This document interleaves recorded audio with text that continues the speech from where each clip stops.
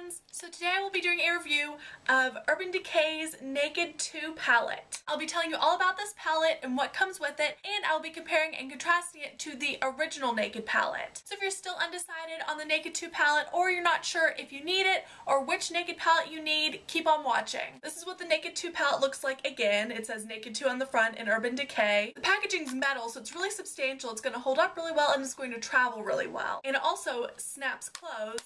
And this is the original Naked palette. It just says Naked on the front in Urban Decay, again like the other one. But the packaging for this Naked palette is really just cardboard covered in like a velvety felt material, which obviously none of that affects the quality of the eyeshadows, but I don't know if you can tell, but this palette looks a lot worse for wear. Granted, I've had it a lot longer, but with the Naked 2 palette, you're not going to have any of this wearing of the letters or any of this dust and makeup that collects on this palette. Also, this palette just has a magnetic closure, and I haven't had any problems with it during travel or anything like that, but the snap closure of the Naked 2 is more secure. Here's what the original Naked palette looks like on the inside. It has 12 eyeshadows, this spot which either holds a double-ended eyeliner or brush, and it says Naked here, and it has a mirror. This is the eyeliner that came with my original Naked palette. It's half zero and half whiskey, just like a dark brown color and a black color. Really good for any kind of eyeshadow look and great for travel because it's 2-in-1. And the original Naked palette comes with a mini eyeshadow primer potion. And here's the inside of the Naked 2 palette. Again, 12 eyeshadows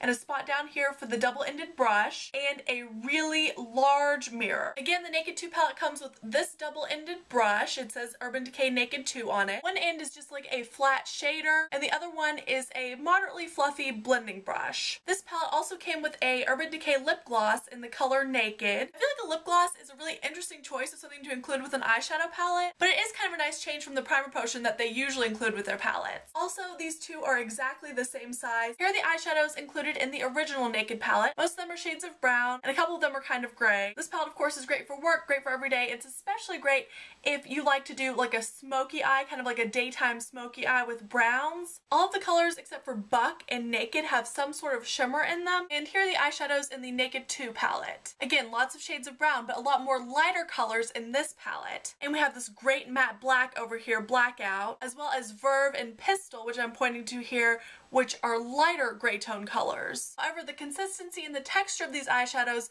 are pretty much the same as the original Naked palette. Foxy and Tease are the only matte colors. All the others have some sort of shimmer to them. So pretty much if you like neutrals but you're not into shimmery shadows, these Urban Decay palettes are not the ones for you. And here are both Naked palettes together. At the bottom is the original and on the top is the second Naked palette. And here's what the lip gloss looks like. I put kind of a dab of it there so you can see the color, and then next to it I kind of blended it out so you can see it's kind of sheer. It's like a really natural looking color. Even though I think a lip gloss is a really weird thing to include with an eyeshadow palette, I love Urban Decay's lip glosses, so I was really excited to have this because this will be great to keep in my purse or to travel with because I think they're so great. It's a really great everyday color, which makes it perfect to pair with the Naked palette full of great everyday colored eyeshadows. I have been using the brush. I'm not sure if you can tell on camera how dirty it is, and I do really like it. I find that the flat shader end applies eyeshadow really well. I used it today. Let me get a little bit closer so you can see my eyeshadow today. I have Tease in the crease, I have Booty Call in the inner corner, Half Baked in the middle of the lid, and a little bit of Suspect on the outer corner. I used Foxy under my brows as a brow highlight. I used this flat shader end to apply Half Baked in the middle of my lid, and I used this end to apply Tease in the crease and Foxy under the brow. Personally, I really like the Naked 2 palette. I love Urban Decay's eyeshadows and these did not disappoint. I love that there are more lighter colors in the Naked 2 palette